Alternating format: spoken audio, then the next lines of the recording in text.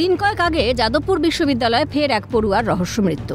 ফের প্রশ্নের মুখে যাদবপুর বিশ্ববিদ্যালয়ের নিরাপত্তা। বছর দুয়েক আগে বিশ্ববিদ্যালয়ের হস্টেলে এক ছাত্রের রহস্য মৃত্যু নিয়ে তোলপাড় হয়েছিল বাংলা। বিশ্ববিদ্যালয়ের ক্যাম্পাসে সিসিটিভি ক্যামেরা বসানোর দাবি উঠেছিল, তা নিয়েও চলেছিল টানাপোড়েন। প্রশ্ন উঠেছিল ক্যাম্পাসের মধ্যে কেন সিসিটিভি ক্যামেরা? এখনও অধিকাংশ জায়গায় বসানো হয়নি সিসিটিভি ক্যামেরা। যে ঝিল থেকে ছাত্রের দেহ উদ্ধার করা হয়েছে সেখানে ছিল না কোনো সিসিটিভি ক্যামেরা। সিসিটিভিও লাগাতে দেবে না এবং ওখানে বন্দে মাতরমও গাইতে দেবে না। যাদবপুরে আলট্রা লেফট যারা গোমতী থেকে গোদাবরী আলাদা দেশ চায়, সংবিধান মানে না, অর্থাৎ পরিষ্কার কথা মাকু যাদের বলা, যারা হেরোইন, চরস, গাঁজার আখড়া করেছে ওখানে, এরা ওখানে আমাদের ইউজিসি বা আমাদের যে শিক্ষা ব্যবস্থা তার যে অন্যান্য বিশ্ববিদ্যালয়ের যে পরিবেশ সেটা তৈরি করতে দেয় না এবং এরা জাতীয়তাবাদী বিরোধী, রাষ্ট্রবিরোধী। যে রাতে ছাত্রীর জলে ডুবে রহস্য মৃত্যুর ঘটনা, তার পরের দিনই বিশ্ববিদ্যালয়ে এসেছিলেন সুপ্রিম কোর্টের নিয়োগ করা ন্যাশনাল টাস্ক ফোর্সের সদস্যরা। পড়ুয়াদের মুখ থেকে তাঁরা শুনে গিয়েছেন জাতিবিদ্বেষ থেকে যৌন হেনস্থা, বহিরাগতদের দাপট থেকে র্যাগিং, কি না চলে যাদবপুর বিশ্ববিদ্যালয়ে। বিশ্ববিদ্যালয়ে যদি উপাচার্য না থাকেন এবং যাদবপুরের মতো একটা সেন্সিটিভ বিশ্ববিদ্যালয় যেখানে অতীত এরকম ঘটনা বারবার ঘটেছে, সেখানে একটা নৈরাজ্য, স্বাভাবিক নৈরাজ্য হওয়ার কথা। এই যে স্থিতি এবং শৃঙ্খলা, এটার জন্য উপাচার্য আসা অত্যন্ত জরুরি। গত 2 বছর ধরে বিশ্ববিদ্যালয়ে নেই স্থায়ী উপাচার্য।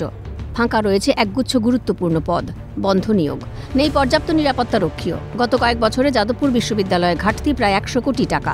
তলানিতে এসে ঠেকেছে রাজ্যের সাহায্য, মেলেনি কেন্দ্রের রুষা প্রকল্পের সব টাকাও। যে ইউনিভার্সিটি NIRF র্যাঙ্কিংয়ে সর্বোচ্চ জায়গায় আছে, দেশের মধ্যে শীর্ষস্থানে আছে, সেই বিশ্ববিদ্যালয় তার ফান্ড অ্যালোকেশন কেন কাট করবে? তার ফান্ড কাট কেন করবে রাজ্যের সরকার? স্থায়ী সিকিউরিটি গার্ড নিয়োগ করতে হবে। কোনো সিকিউরিটি গার্ড স্থায়ী নয়। প্রত্যেক সিকিউরিটি গার্ড তারা চুক্তিভিত্তিক কন্ট্রাকচুয়াল কাজের মাধ্যমে অন্য একটি কোম্পানির মাধ্যমে তারা রিক্রুটেড।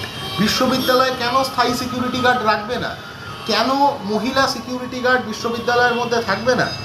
কেন ক্যাম্পাসের মধ্যে ছাত্রছাত্রীদের কন্ডাক্টের সম্পর্কে নির্দিষ্ট রেগুলেশন কেন যাদবপুর বিশ্ববিদ্যালয় কর্তৃপক্ষ তৈরি করলো না এতদিনে? গত মার্চে রাজ্যের শিক্ষামন্ত্রী ব্রাত্য বসুর ওপরে যাদবপুর বিশ্ববিদ্যালয় চত্বরে হামলা, ব্রাত্যর গাড়ির ধাক্কায় 2 পড়ুয়ার জখম হওয়ার অভিযোগে তোলপাড় হয়েছিল রাজ্য রাজনীতি। ব্রাত্য বসুর ওপর হামলার ঘটনা মনে করিয়ে দিয়েছিল 5 বছর আগে তৎকালীন কেন্দ্রীয় মন্ত্রী বাবুল সুপ্রিয়কে নিগ্রহের ঘটনাকে। যাদবপুর বিশ্ববিদ্যালয় বারবার প্রশ্নের মুখে পড়েছে অতিবামদের ভূমিকা। আরমান নকশালরা এবং নকশালাইটরা জেনারেশন আফটার জেনারেশন এই বাংলার, যখন নকশালবাড়ি আন্দোলন হয়েছিল সেই সময় ক্রিমি লেয়ার, ব্রেনের যে ক্রিমি লেয়ার, বাংলার প্রচুর ক্রিমি লেয়ার নষ্ট হয়েছে এই নকশালদের পাল্লায় পড়ে। তাই আমার ছাত্রছাত্রীদের কাছে অনুরোধ থাকবে, আপনাদের এই ট্যালেন্ট যদি দেশ, সমাজ, আপনার মা বাবা কারোই যদি কাজে না লাগে, তাহলে এই এত পড়াশুনো করে কি লাভ? যাদবপুর বিশ্ববিদ্যালয়ে রাজনীতিকদের উপস্থিতিতে আর কোনো সেমিনার বা অনুষ্ঠান চায় না কলকাতা হাইকোর্ট। তাতেও কি ফিরবে হাল? নাকি রাজনীতির দ্বন্দ্বে আর আচার্য উচ্চশিক্ষা দফতরের সংঘাতে আরও অরাজকতাই যাদবপুর বিশ্ববিদ্যালয়ের ভবিষ্যৎ? ক্যালকাটা নিউজ।